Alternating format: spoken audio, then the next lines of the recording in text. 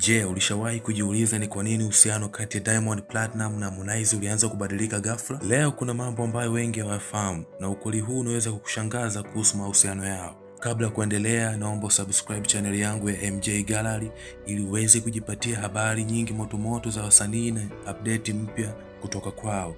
Mimi ni MJ, let's go. Kwa miaka kadhaa Harmonize alikuwa chini ya lebo ya Diamond WCB Wasafi. Walionekana kuwa karibu sana kama ndugu wa damu.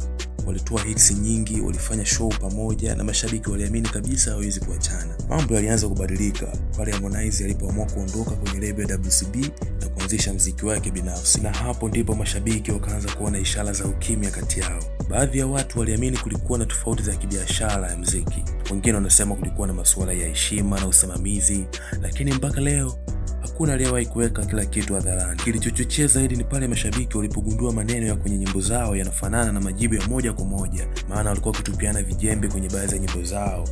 Huyu akitoa ngoma anamsema huyu, akitoa ngoma anamsema huyu. Je, wewe mshabiki, ni yapi maoni yako kuhusu swala hili? Je, unadhani nini chanzo cha ugomvi wao mpaka kufikia hii leo kila mmoja wako mbalimbali? Tupia maoni yako kwenye comment, lakini hakikisha una subscribe ili uweze kupata taarifa nyingine zaidi za entertainment. Mimi ni MJ. Bye.